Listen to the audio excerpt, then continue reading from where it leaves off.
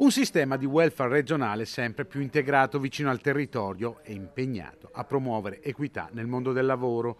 Queste le direttrici di sviluppo del welfare veneto delineate nel corso di Veneto Welfare Day 2024. L'iniziativa, promossa da Veneto Welfare, unità operativa di Veneto Lavoro, ha messo sul tavolo del confronto temi di stretta attualità. Un ruolo sempre più importante è quello del welfare previdenziale. Rappresenta il punto critico per alcune categorie di lavoratori, in particolare le donne e i giovani, che rischiano di avere pensioni basse al termine della loro carriera lavorativa. L'esempio delle donne è classico.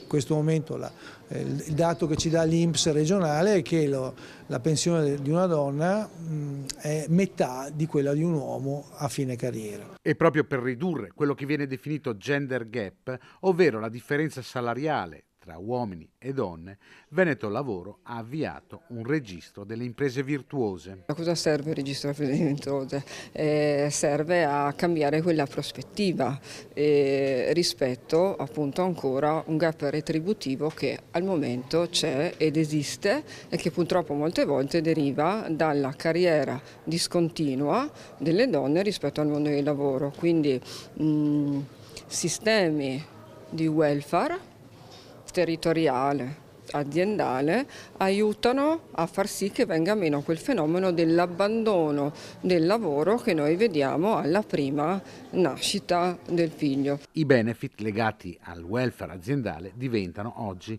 anche parte integrante della contrattazione con i lavoratori. Che poi è diventato anche una variante importante nella contrattazione sindacale, soprattutto anche nel mondo della pubblica amministrazione. Adesso la produttività delle imprese viene chiamata performance nel mondo delle istituzioni, ma in realtà è la stessa cosa. E con le performance che cosa diamo in cambio? Diamo in cambio questo tempo, questa possibilità di occuparsi di altre cose e anche questi benefici indiretti come possono essere avere del babysitting, avere la possibilità di avere degli asili, essere sostenuti per alcune spese sanitarie.